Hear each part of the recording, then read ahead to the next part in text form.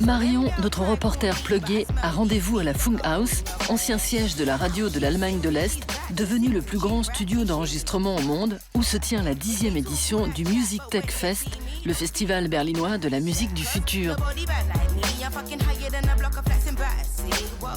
Son rencard, le musicien suédois Martin Molin, star du net depuis mars 2016, grâce à la démo de sa machine à billes musicale, vue 30 millions de fois.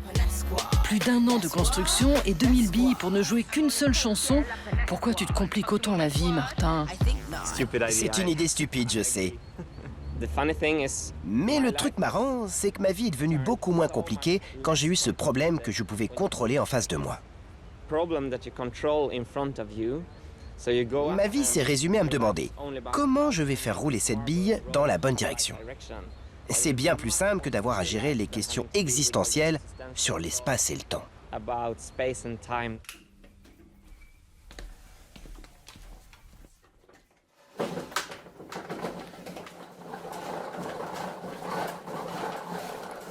14 mois ont été nécessaires pour construire ce flipper musical de 2 mètres de haut.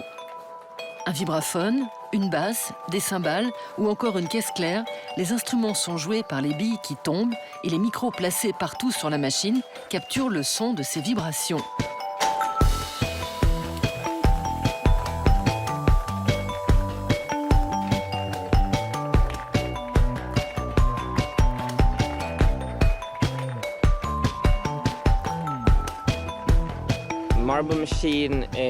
Une machine à billes est très claire. Tu vois tout son mécanisme en mouvement. Même si c'est un peu complexe, ça reste assez basique pour que tu puisses le comprendre. Quand je clique avec ma souris sur l'ordinateur et que cette fenêtre apparaît, je ne pige pas comment ça marche.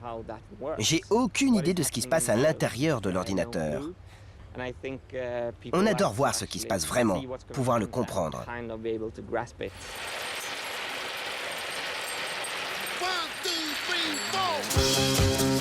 Né en 83 à Karlstad, petite bourgade suédoise, Martin est élevé par des parents professeurs. Très tôt, il attrape le virus de la construction de Lego. Inspiré par une communauté de makers passionnés de circuits à billes géants faits maison, il perd réellement la bille en découvrant sur le web les créations de Mathias Vandel, le menuisier aux 800 000 abonnés.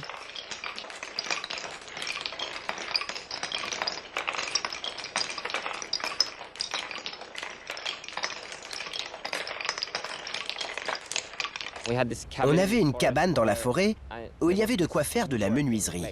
C'était petit, mais ce qui était cool, c'est qu'on pouvait prendre des bouts de bois et les clouer ensemble. J'étais autorisé à jouer là-dedans. Quand j'avais 6 ans, j'ai construit un vaisseau spatial. Je l'ai peint en rouge et en jaune. Et j'ai dit que ça allait le faire décoller. Le rouge et le jaune allaient l'envoyer dans l'espace. Si Martin a construit sa machine tout seul avec ses petits doigts, il a bénéficié des conseils sur le web de makers de toute la planète.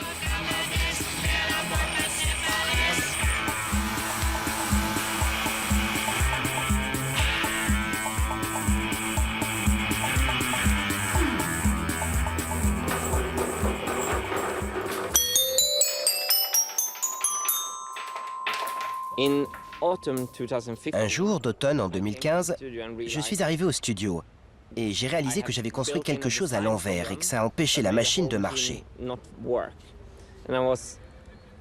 L'été d'avant, j'avais reconstruit 7 fois la même chose. Et là, ça m'a frappé. Il faut juste que je démonte tout et que je le refasse. En une journée, j'ai défait 6 mois de travail. Pas facile de prendre l'avion avec la Marble Machine. Alors, en attendant de créer la version 2.0 transportable, Martin adapte sa mélodie en live avec son groupe de folktronica Vintergatan, formé en 2013.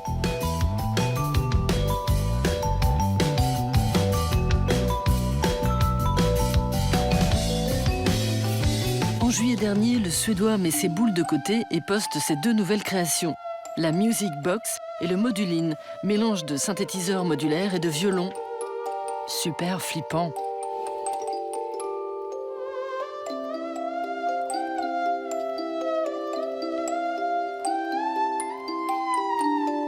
La perfection est mon ennemi.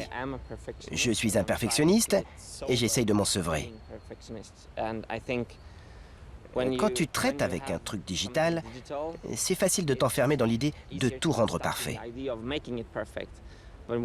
Alors que quand tu construis toi-même quelque chose, ça sera toujours un peu à côté. Si tu scies une planche de bois en deux, ça sera jamais totalement égal. Et ça, c'est sûrement un peu réconfortant.